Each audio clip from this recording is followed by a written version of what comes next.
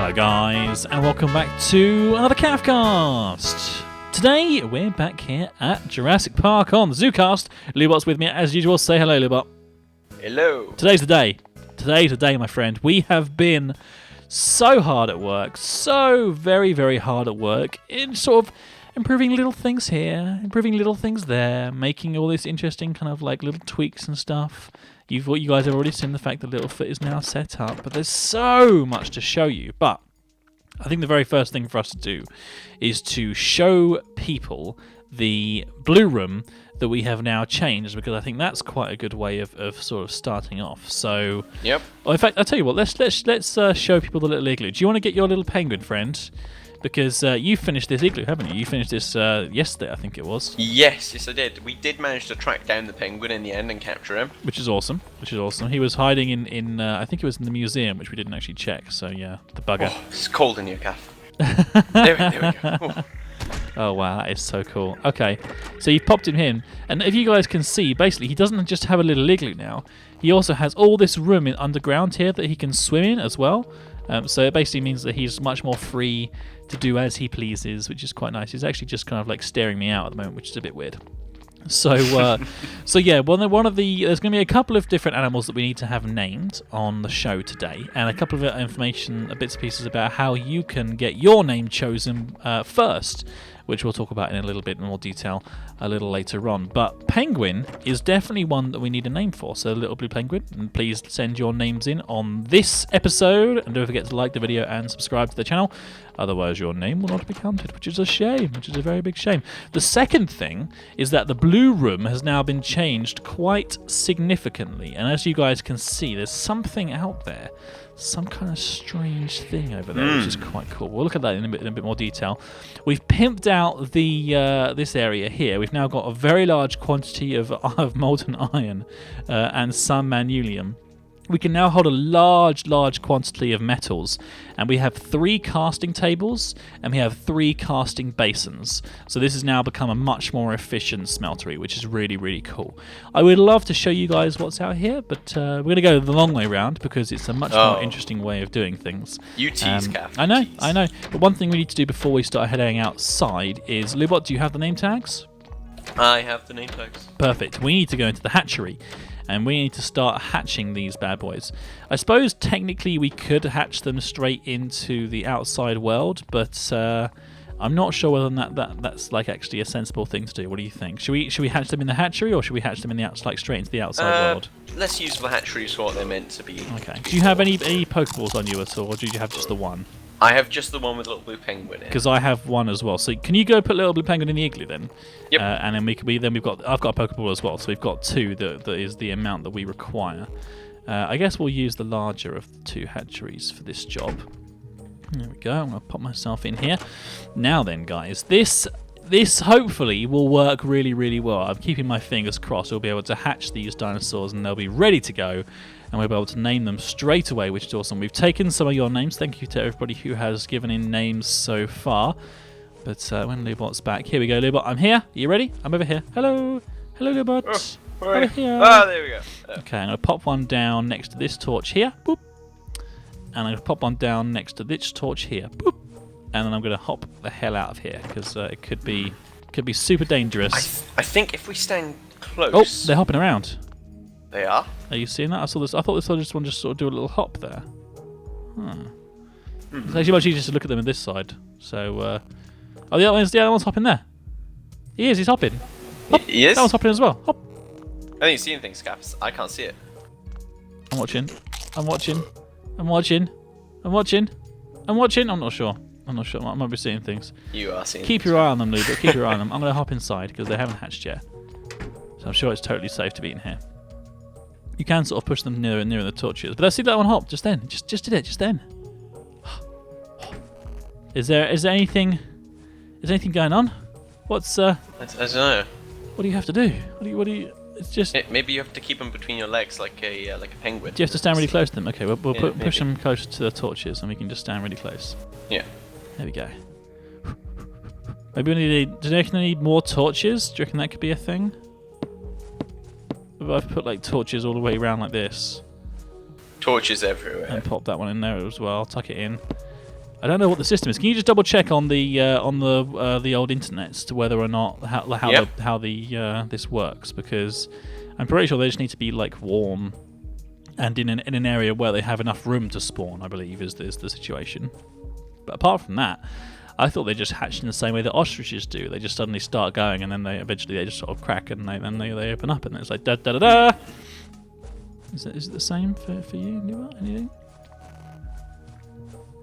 What does the grand website say? Right. Well, I think we need more information on these. Okay. And I think we're going to have to make a Dinopedia to double check to see how long these guys are till they hatch. Oh, okay. Dinopedia. Okay, how's that made? Just going to check my little phone.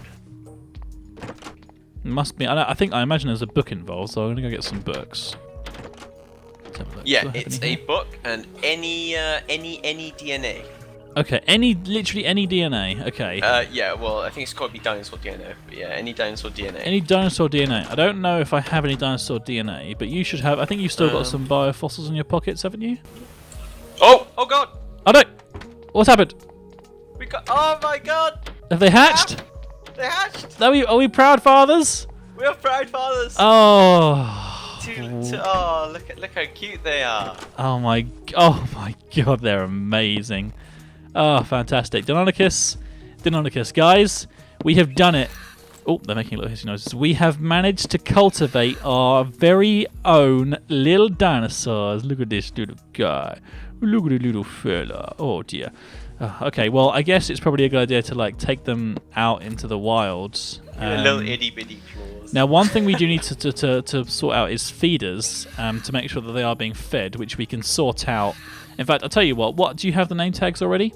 I do. Let's do that now, and then we can pop them into Pokeballs, and then we can get the feeders, and then we can sort of like just stock the feeder manually for now, and then we can sort of like worry about the rest of that later on. So, what's the situation with the name tags? So we got all the names. And we looked through them all, and we found a couple of ones that we really liked. So, do you have the name of the person who chose the first one? I'm finding it now.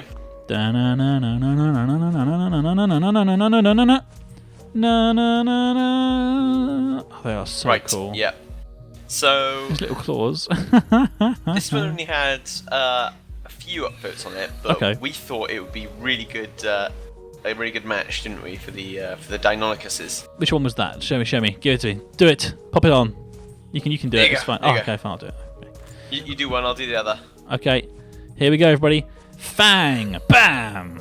Done. And yours is Talon. Fang and Talon. They are the first of the two Deinonychuses. They are amazing. Those names were suggested by Crystalcraft. Crystalcraft. Well, I think those are very, very good names. So good suggestions to everybody. There are going to be plenty more Deinonychuses to live in our exhibit, which we need to go. Anybody who's looking at my mini-map might have seen a little bit of a clue, but we need to go and have a proper look at it. So I'll pick up Fang, and if you want to pick up Talon, and then we could definitely do with making the Dinopedias. So we need some DNA, and I'm not sure we have any left. So that might be a bit of a problem to actually make any. But I thought did you have some biofossils left in your inventory, or have you like put them all through the analyzer now? I think I do have a few left, so I'll put them on the analyzer later, and we can make them then. All right, fine, that's fine. Let's do that. We can put the last couple on in a bit. But the most important thing is we've got the dinosaurs, they're ready to go, and we need to make these feeders. Now, let's have a little look. Let's clear my search history and go feeder. There's actually two feeders. I'm not quite sure what each one does. I think they're both the same thing. Only one has a recipe. So it's a bucket and a button, 4 pieces of stone, 2 iron and glass. So I think we've probably got that covered between us. Yep. Do you, is it iron ingots, I think, wasn't it? I think so. Just double check the glass, again. do you have any of the glass?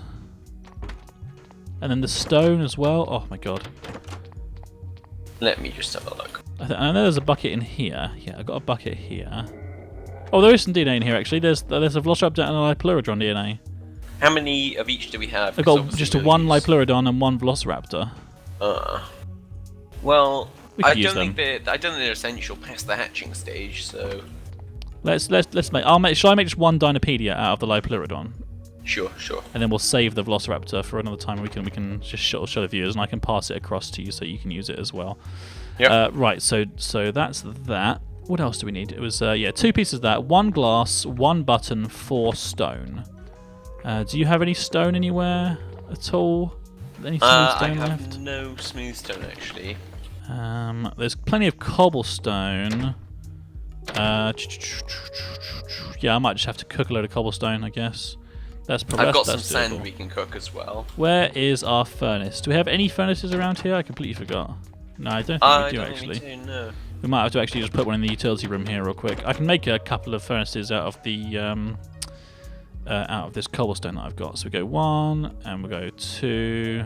I don't think we'll need any more than 2 because I think we can do like electric furnaces and stuff, which is for another time. Yep. We'll pop them, I guess, just kind of like tucked in the corner here, sort of like old-fashioned cooking stuff, just down here. We'll put some in there. We'll put the rest in there. There we go. Oh, you've got some glass as well. That's good, yeah. Glass. Make some glass with that. That's perfect. I'll put those in there. Now, I know I need to have 1 piece of stone for a button, which I'll do now. So we've got the button, the bucket. In fact, I can start putting this into the project bench as we go. So it's like that, with 1 of those, a bucket there, and then it's 1, 2, 3, 4, and then it was like 1 piece of glass, so I can get that piece of glass in there as well. And it's 4 pieces of stone. So that's 2, which we've now got, and 3. And 1 more, and then we are ready to make this fantastic machine, and it can be the first feeder that's set up inside the exhibit. Now, one thing we're going to do between episodes is figure out how many feeders you need, how they work, and all that kind of stuff. But to start off with, I think we'll just whack one down in the exhibit so that it's all kind of set up and ready to go. So I've got the feeder. So Lubot, if we head on outside, then we can set up this exhibit for Fang and Talon to get on and hopefully have quite a good time. It is a bit dark though. I wonder if we should probably have a little sleep. Where's my... I did have a bed somewhere, but I don't know where... I put it in my bag actually, that's it. Do you want to hop in your bed and I'll do the same? Yep. We'll have a little sleep and then we can wake up in the morning and be able to sit down. Are you in bed? Oh, I see you. Yeah, you got it. I'm in bed. Oh, you're a snorer as well. That's good. Oh, dear. Good morning. Right, there we go. Perfect. Okay, so the morning has broken. Now, there is a couple of things that I was telling you guys before about that we wanted to show you. Some really, really cool stuff. And the very first thing that I wanted to show you all, apart from the fact that this road now goes way, way far out, is that we now have this area here. This is called the Donator Road. Now, I'm sure you guys can appreciate that it takes quite a lot of effort to keep this this series running with server costs and bits and pieces, let alone the fact that I have to work on it, and Lubot as well on a sort of a full-time basis. So, so the best way that we have decided to come up with trying to get a little bit of help from you guys is set up a nice little Donator Road. Now, on every outro on my videos, if you see there's a little link which says "Become my patron" on Patreon.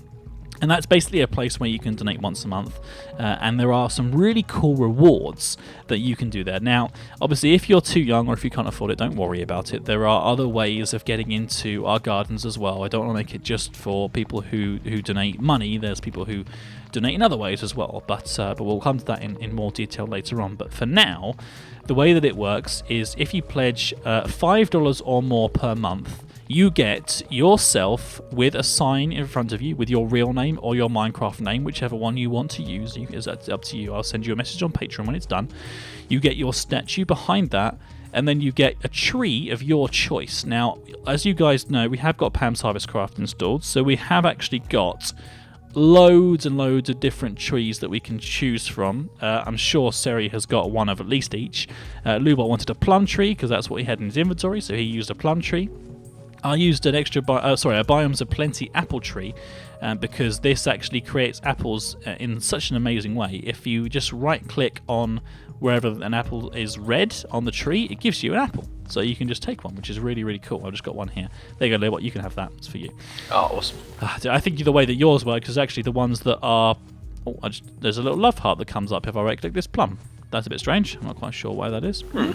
Who knows? I guess maybe the heart means it's ready to pick. I guess if I try and pick this down, yes, There you go. Right, okay, so yours is a bit different. The way that it works, if you right-click on it, it tells you whether or not it's ready. If you right-click on this one over here, there should be a little heart that comes off of it. Yep. If you left-click on it, not hold, just left-click, it'll make a plum. There you go, and you got yourself a plum. And you see that the old plum is still there, so it's going to make a fresh one for you. So that's how your tree works, so it's pretty cool. So what we're going to do is on Donator Road, all the way along here, we're going to have all the people who are donating $5 or more to the patron to get themselves actually on the series itself. So we'll be walking past you, we'll be using your fruit to stay alive, we'll be able to see you every single day on the series, which hopefully will be a hell of a lot of fun, and we just put ourselves here to start off the thing, and you also get to decide what you want to be called as well. So it says your name and then what you want to be, like staff or like cleaner upper or whatever, and then the ZooCast Jurassic Park, and obviously I am the founder of the series, so I've got founder there as well, which is really, really cool. So that's that. There are also a load of different other ways of donating. So you can get to name a dinosaur by donating. You can get to do like an NPC for yourself actually on the ZooCast. You can get a worker or something who actually walks around and helps out at the zoo, which is really, really cool. But there's loads of really, really cool things. So you can just definitely check that out. But anyway, us, as in myself and Lubot, have spent such a long time doing this. Now, this probably took us, I would say, around about 4 days worth of solid work. Yeah. So when I say we work hard on this series, it's not just what you guys see, it's what we do behind the scenes. This took a very long time, but it is really, really worth it. Take a look at this, guys. You've been watching the Gaffcast. We hope you have enjoyed the show. Don't forget to check out all of our other videos. Oh, and be sure to subscribe to us if you like what you see. That way I'll know to make more and that you really like me. So, you've been watching the Gaffcast. We hope you have enjoyed the show. Don't forget to check out all of our other videos.